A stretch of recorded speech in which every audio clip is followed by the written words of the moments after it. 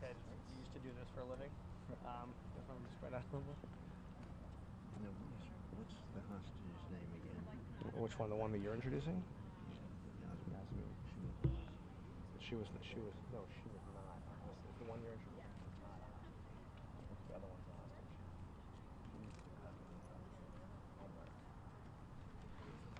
Okay, you guys ready? Come on up. You guys can come up. Yeah, sure. Thanks. You can just stand next to us. Is everyone from the press okay? You guys ready? Terrific. Good afternoon. Thank you so much for being here. I want to thank a few people just very quickly. Obviously, my colleague and an unbelievable stalwart leader in the U.S., Israel, and Jewish community, the great Steny Hoyer. Very grateful that he is here today. We are blessed to be here with Yasmin and Alana. You'll hear from them in a minute. Our very good friend and former colleague Ted Deutsch, who runs the American Jewish Committee, is here. You'll hear from him. As I know that Meredith Jacobs is here from the Jewish Women International, JWI, a phenomenal organization. They do just such great work. There's people here from the Jewish Federations of North America and FDD. I want to thank them also for their leadership and all they do for the cause. We gathered to commemorate a somber day of loss and tragedy and to continue our fight for the 48 hostages still in Gaza. It's fitting that we are also celebrating Sukkot, a day of thanksgiving, remembrance, and community. I'm grateful for all those behind me and around the world who haven't given up hope for a minute and have worked tirelessly to bring all of the hostages home. And to those in the broader community who are committed to never forgetting the October 7th attacks, those we lost on that tragic day and since. I'd especially like to recognize the families joining us here, as I mentioned, including Omar Nutra's family and Alana, a survivor who is with us today fighting for her partner, who's still being held by Hamas terrorists. You'll hear from Alana in a minute. It's hard to believe that it's been 2 years since Hamas terrorists brutally raped, burned alive, decapitated, and murdered more than 1,200 innocent babies, children, women and men, and elderly, including dozens of Americans. The deadliest attack on the Jewish people since the Holocaust. 913 IDF soldiers lost since then, 18 minors left orphaned, 48 still remain hostage in Gaza, as I mentioned, including 2 Americans. It's hard to wrap your head around, but as Scripture tells us, you shall not stand by the shedding of your fellow's blood. We will not sit idly by, and we have not sat idly by since the 7th. We will do as we've done every day since. We will keep working until every last hostage is freed. Jewish tradition teaches us that freeing captives is considered not only a mitzvah, but also a supreme obligation in Jewish law. We hold the names of those held captive in Gaza close to our hearts and repeat them into America's ears so they may never fade, ever. The photos of every hostage freed, still captive, and those we lost are posted outside my Capitol Hill office. I want every visitor to the United States Capitol to be reminded of them.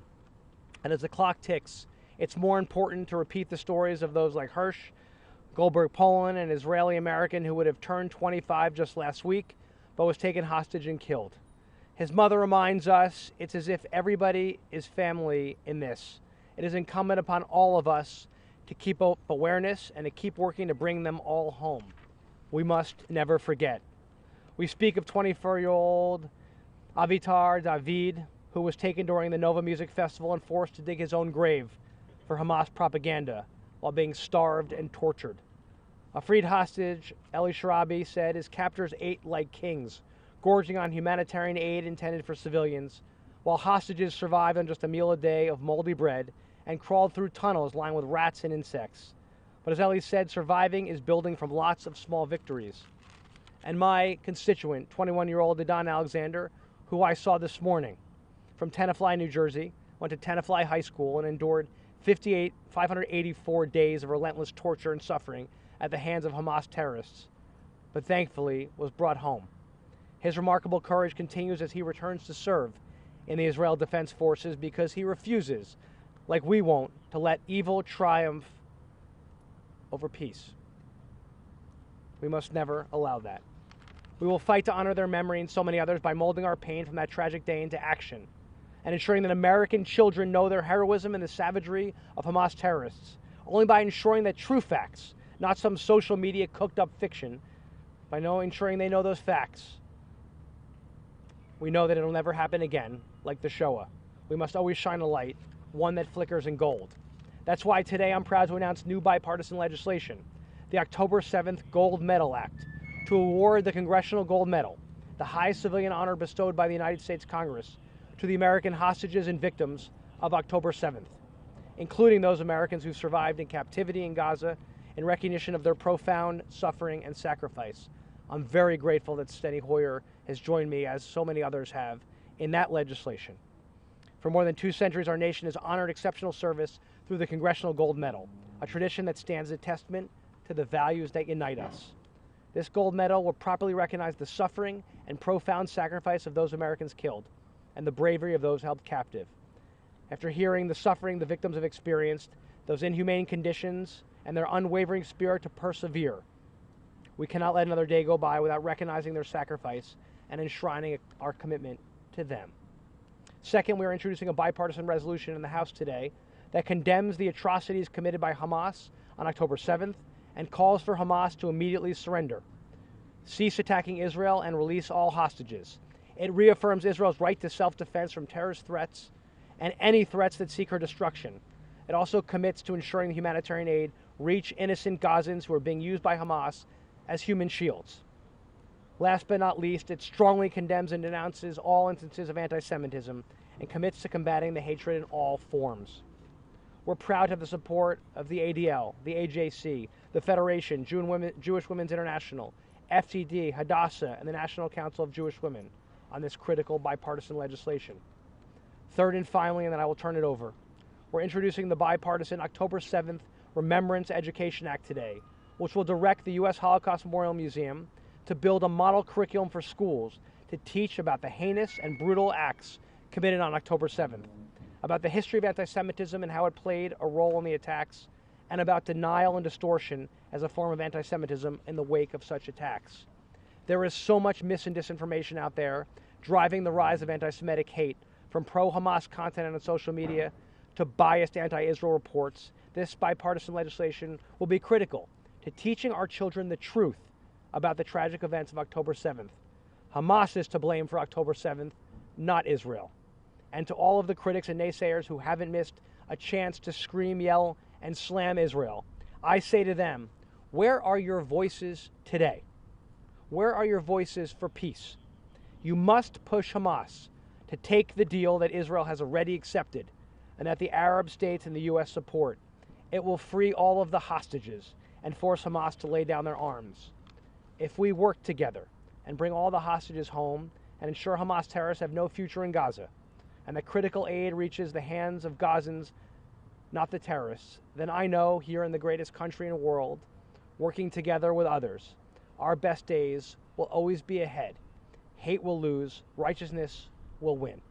Thank you, God bless you, and now I'm so honored to turn it over to Ilana Grozlewski, a freed hostage and partner of current hostage Matan.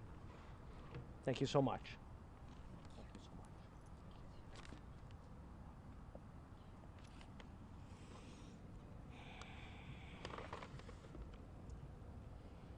My name is Ilana Grozlewski. I am both citizens, Mexican and Israeli. I made Aliyah 16 years ago alone, and on October 7, my life was brutally taken. That day, Hamas kidnapped me and my partner Matan Sangauker. We tried to escape through the window of our safe room to survive, running in different directions. From that moment, I lost all contact with Matan. I hid behind a closet with a blanket, but it was in vain. The terrorists found me. I was beaten, murdered, and taken to Gaza on a motorcycle with sexual abuse. For 55 days, I was held in captivity, living in fear, hunger, and deprived of all basic human grace. No fresh air, no sunlight, no showers, barely any food or water. I lost 24 pounds. I lost my hearing in my left ear. My hip was broken, my leg was burned, my jaw was dislocated, and they took my soul. Today am I free, but Matan and 47 hostages is still held by Hamas.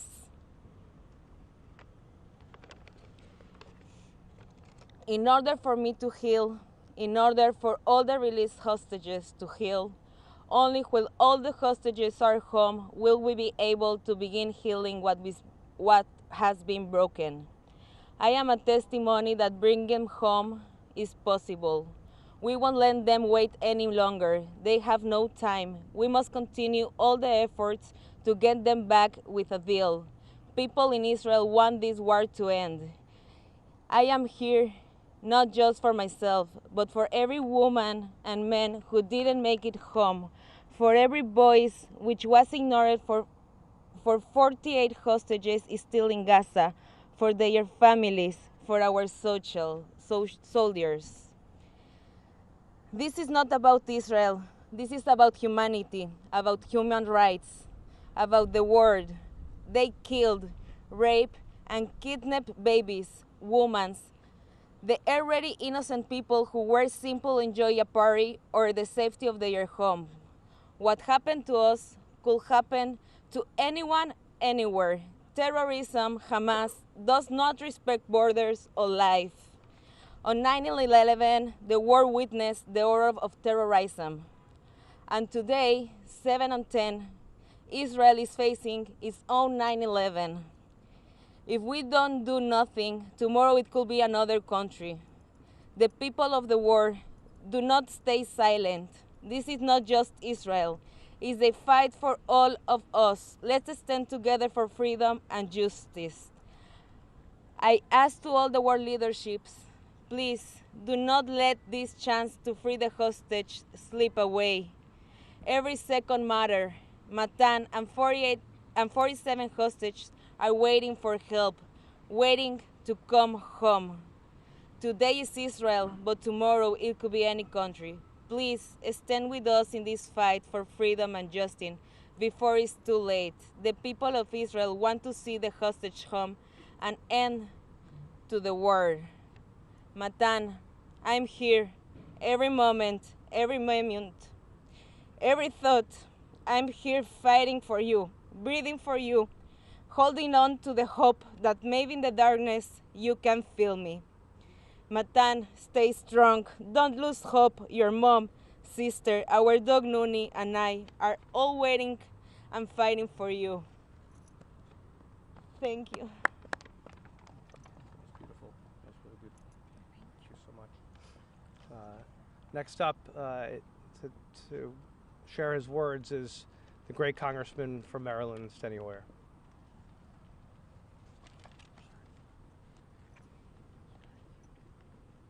Alana, thank you. Today, Israel, who knows who it will be tomorrow? None of us. Orna and Rona Nutra, Representative Gottheimer, thank you very much for leading on the legislation which will ensure that this day of infamy will live in the minds as well as the hearts of all Americans. Meredith Jacobs, thank you for your leadership.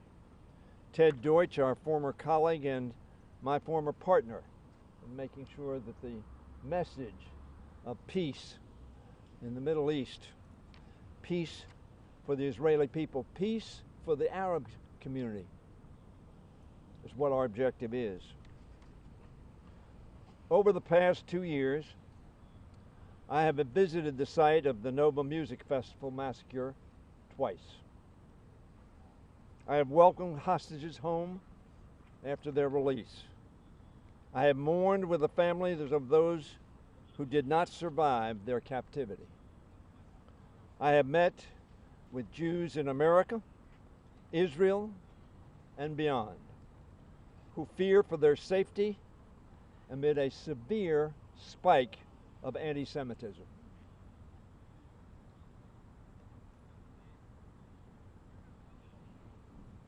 How can anti-Semitism be spiked against the victims?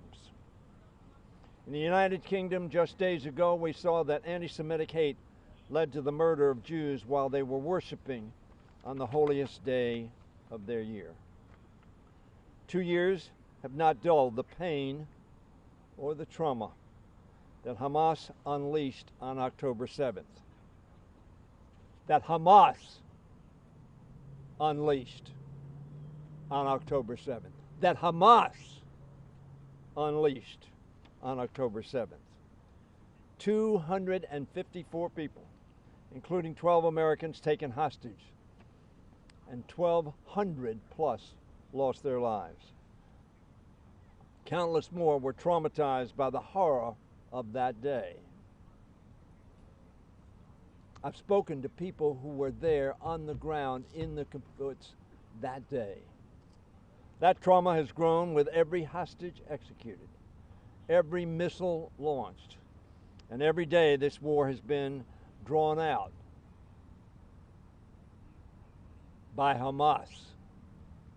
This war did not start on our terms, but we must ensure that it ends on our terms.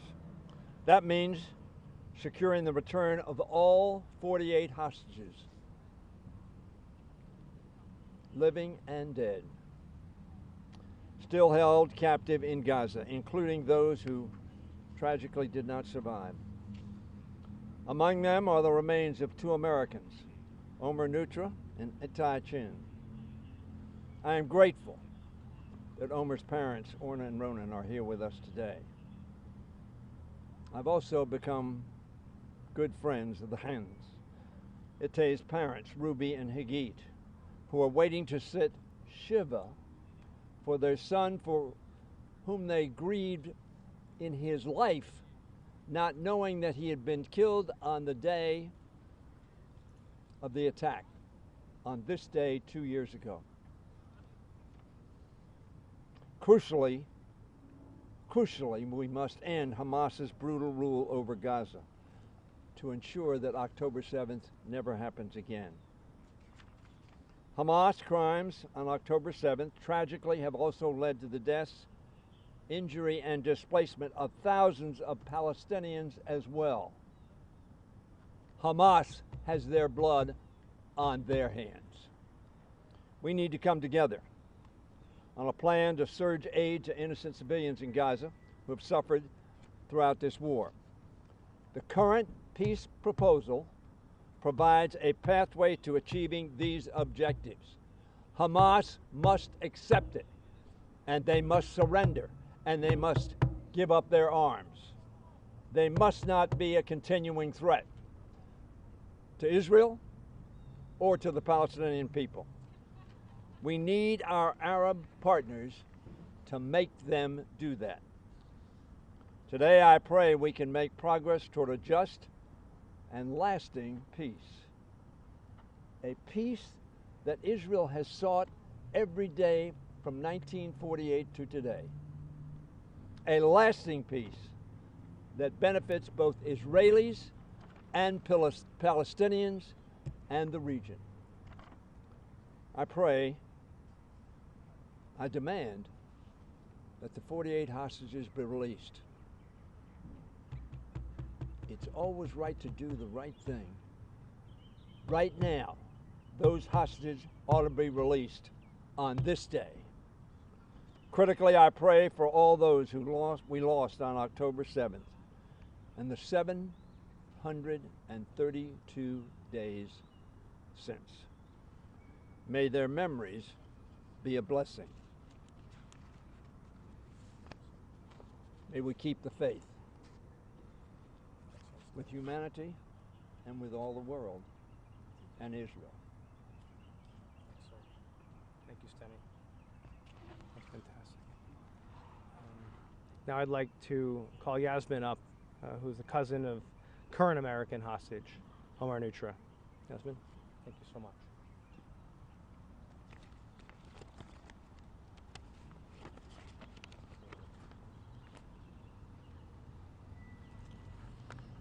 My name is Yasmin, and I will be speaking on behalf of Omer's parents, Orna and Rona Nutra. 2 years have passed since October 7th. 2 years since our son, my cousin, Captain Omer Maxim Nutra, was taken by Hamas. 2 years since terror once again showed the world what happens when hatred goes unchecked. Omer was born in New York City 1 month after 9/11. We were spared then, but almost 22 years later, he became a victim of that same ideology of hate. The same terror that, when left unchallenged, rises again and again in Israel, in Europe, in America, everywhere innocent people live freely and proudly.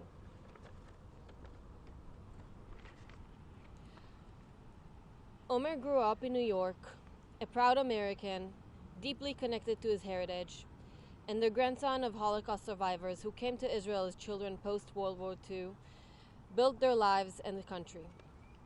Omer was a natural leader, captain of his high school sports teams, regional youth group president, a young man full of light, conviction, and compassion. After deferring his college education in favor of a gap year in Israel, together with Israeli peers and family, Omer made a bold, selfless decision to join the IDF. Guided by his family's history, his morals, and his instinct to protect. On October 7th, 2023, while commanding a small post near the Gaza border called the White House, he and his crew rushed towards danger to defend civilians. Their tank was ambushed, hit by an RPG and other explosives. Their driver killed immediately. The rest of the team, suffocating, was removed from the tank. For 421 days, it was thought that Omer was taken into Gaza alive. On December 1st, 2024, 14 months later, the IDF confirmed he has been killed the same day, after being dragged into the tunnels and not receiving the medical attention he needed. Since October 7th, 2023, our lives, like so many others, have changed forever. We put aside our business and dedicated ourselves full-time to advocating for Omer and the release of the hostages. We've traveled to Israel more than 10 times, to Washington, D.C. over 40 times, and we've spoken from the largest stages, including the Republican National Convention. Our message has never changed. Keep the hostage issue bipartisan, humanitarian, and urgent, because this is not about politics, it is about life. Today, 2 years later, we sense a shift for the first time. There is a real alignment. Recognition that moral center of the war is not territory or politics, but the fate of the hostages.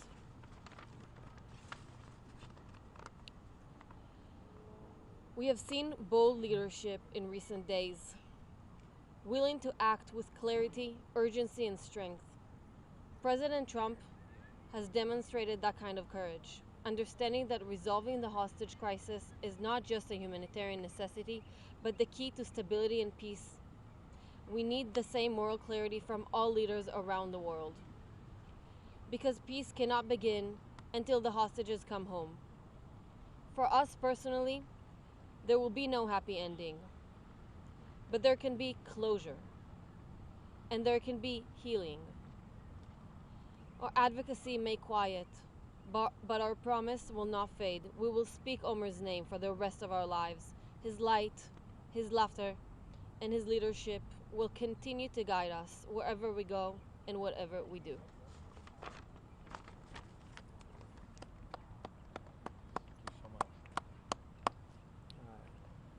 Joining us next from the American Jewish Committee and a former congressman and very dear friend, not just of the Jewish people in the fight against anti-Semitism, but of Steny and me and so many here in Washington, Ted Deutsch.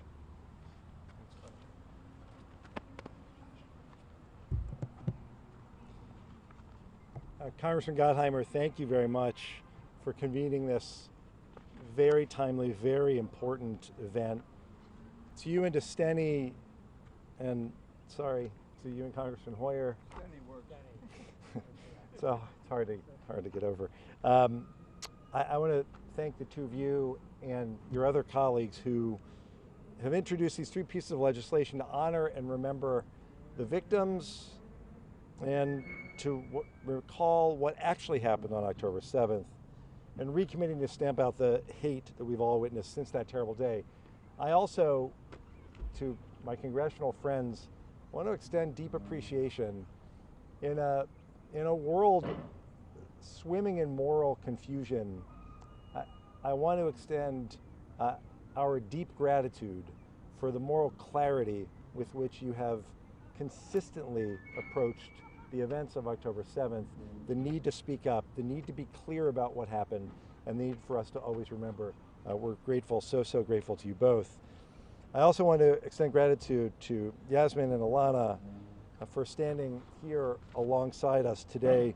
Words really can't express the depth of sorrow that we feel as we mark 2 years. 2 years, we've been going day after day. It's 100 days, 500 days. We're now at the point where we are measuring the number of days that there are 48 hostages now by years. And you're joining us today and you're reminding us the importance of bringing every one of the 48 hostages home is so critical. We recall the 1,200 men, women, and children, including 46 Americans and citizens of more than 40 countries who were slaughtered that day, and the countless peace activists working for coexistence who were included among those killed. On that day, Hamas used sexual assault as a weapon of war. They took over 250 hostages, including Alana, into their terror tunnels. Now, on the second anniversary of these attacks, we remember the lives that were cut short and those indelibly altered by what happened on that day. The brutality of that day was not just an assault against Israel. It was an assault against humanity itself. And since October 7th, we've also seen relentless attacks against Israel's very right to exist. We've seen a terrifying surge in anti-Semitism. And in this upside down world that we live in, Hamas is so often praised while its hostage-taking atrocities and war crimes are ignored. Today is a reminder that we need to reset the truth. Words matter and leadership matters. And when public figures slander Israel or normalize calls for violence, chants of globalize the Intifada, when there is open praise for Hamas, then they help to create the conditions for violence from Washington to Boulder to Manchester. Leaders have to do more than avoid hateful rhetoric. They have to condemn it unequivocally. That's why I'm proud to be standing here with these members of Congress who understand the life or death consequences that come with the words that we choose, whether in a press conference or on social media. So as we mark this solemn anniversary, we also recommit ourselves to the tireless efforts to bring every one of the 48 remaining hostages home. Over the past week, that goal feels that it has come even closer as we sit at the precipice of a potentially historic moment in the Middle East that will bring the hostages home and that will end the war. President Trump's peace plan has the backing of Arab and Muslim majority countries from the UAE and Saudi Arabia, Turkey and Qatar, Egypt, Jordan, Pakistan, Indonesia, allies like UK and France in Europe, and of course Israel too has agreed. You've heard already, I'll say it again, Israel didn't start this war. They didn't choose this. They cannot unilaterally lay down their arms.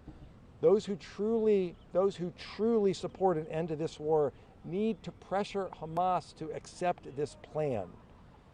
They need to exert maximum pressure on Hamas so that the hostages can come home and the war can finally end.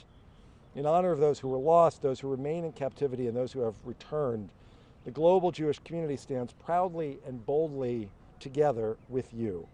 We stand with Israel over Hamas, with democracy over terrorism, and we stand for life over death. Together we envision a brighter and more peaceful future for all for Israel and for the Palestinians, for the region and for the world. And together, if we can pressure Hamas to accept this deal, and the hostages can come home, and the war can end, we can build that secure, peaceful future for everyone. Thanks.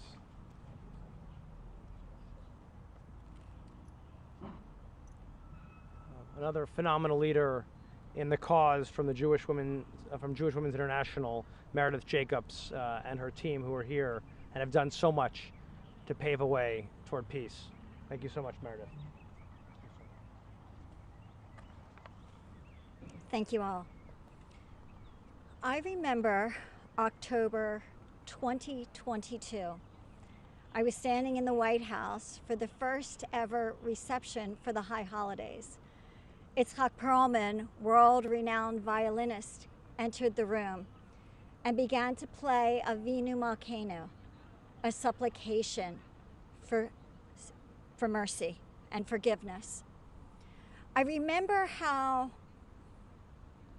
almost spontaneously, with a whisper and then growing in volume and strength, our voices added to the violin, praying Avinu Malkeinu. I remember looking around the room and saying to myself, don't forget this moment. Don't take it for granted that I, as a Jewish woman, am standing in the White House, surrounded by my Jewish community, and praying Avinu Malkeinu. But here's the thing. I did take it for granted.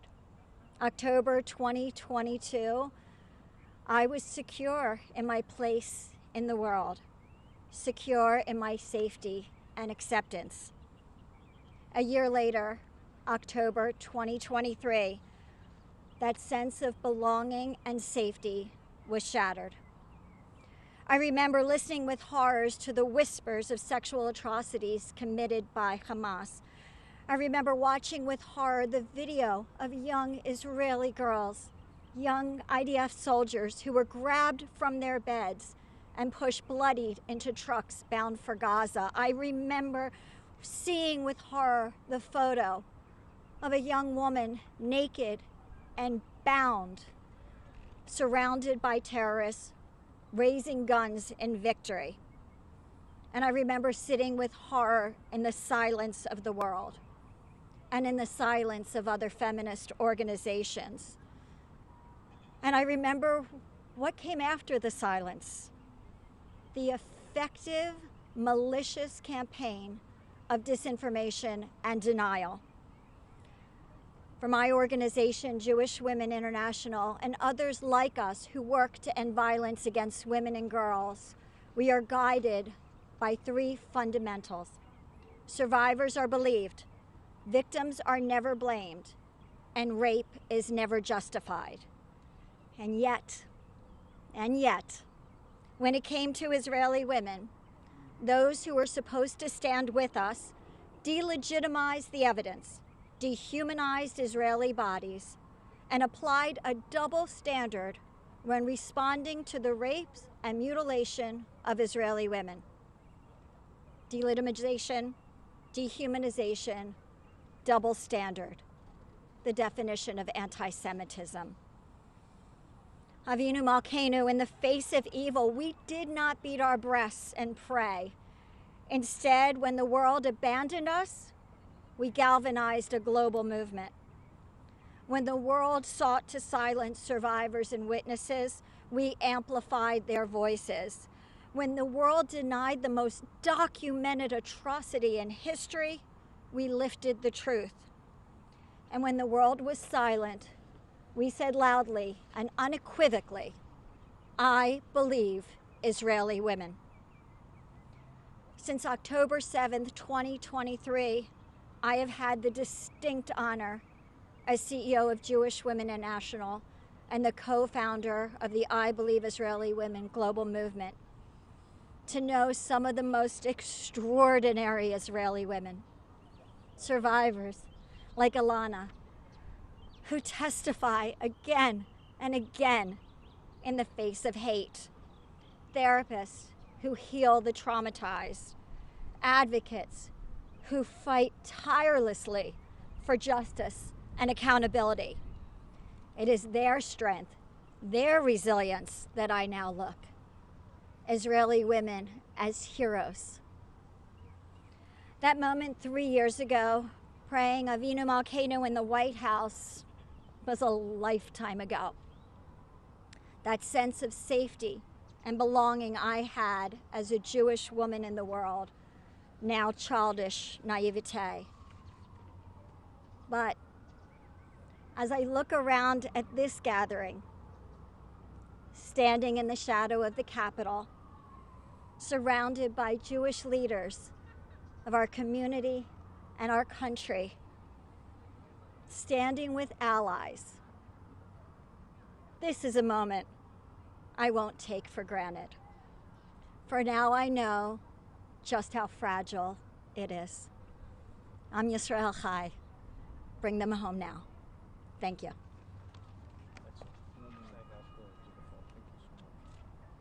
Does anybody have any questions for us? Jonathan? Jonathan Salant, Jewish News Syndicate. Something a few of the speakers talked about, and that's the rise in anti-Semitism, the attacks on Jews since October 7th. How do you respond now? You may have peace soon, but how do you get back to, I guess, what I was speaking from the Jewish woman said, the proudest thing, Avinu Malkeinu in the White House, the Jewish gathering. How do you get back to that part, especially in this country, with the Jewish community? I don't know. I don't know how we get back. Things that I would have thought were conspiracy theories on October 6th, I'm now frighteningly aware of. I think it's all the work that all of the advocates have been doing to lift the truth, to raise the humanity of Israelis and of Jews. I look to those young people who now realize how fragile their Jewishness is, and who are now deeply connect to it and how meaningful it is to them.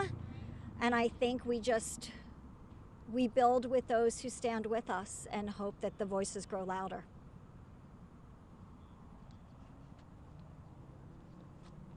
Let me say something as a non-Jew.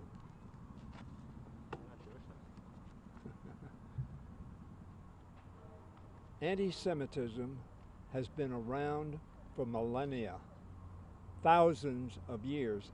Israel exists because of anti-Semitism, of course, culminating in the Holocaust. But Jews have been driven from every place in which they lived and ghettoized in almost every place they lived. How do we get rid of it? Each of us individually must stand up and speak out. My friend John Lewis, I have a picture of him in the front of my office. So if you see something that's not right, not fair, not just, you need to stand up. You need to speak up. You need to speak out. You need to take action. Anti-Semitism or any other anti-human being's individual dignity needs to be the responsibility of us all. And I would say to the young people of this country, do not fall into the trap of believing misinformation. Focus on who attacked whom, who abused whom. America responded to the Japanese at Pearl Harbor. We responded to Hitler's actions in Europe. It was a very tough war. Hundreds of thousands, indeed millions, of lives were lost. We thought, perhaps, that we may have, as mankind, learned a lesson of the costs of hate, the cost of bigotry, the cost of prejudice. I hope the young people of America take the lesson caused by hate and prejudice and bigotry that led to October 7th. by an organization said that our objective is to kill Jews and eliminate Israel.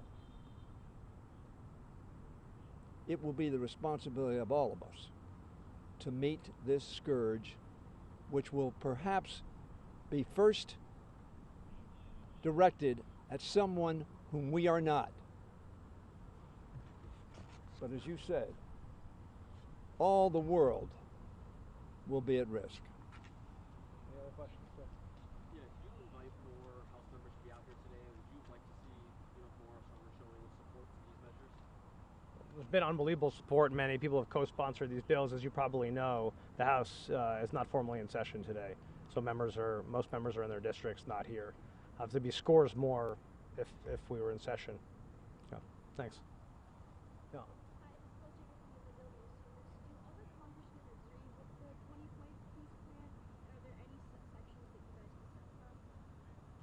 So you're asking if about the president's proposed peace plan? I mean, I think the overall objective was what I'm focused on, which is finding peace. Obviously, ensuring that the hostages are freed, including the American hostages. Doing everything we can to get aid into the region, but also to ensure that Hamas is not only lay down their arms, but is no longer in charge. And that there's a new governing body there. And so I think, and as part of that, of course, as you know, as part of that effort, Israel will pull back to the borders. I think the objectives are clear. I think Israel has accepted them. The president is behind them. Many of us are supportive of that objective. Now it's up to Hamas to actually accept the plan, and why we wait for them to actually answer. Because everyone else has said yes to move toward peace, and it's time for Hamas to answer. Can I just quickly respond? I want to just come full. The question about where we are today. Thank you very much. Just 1 second.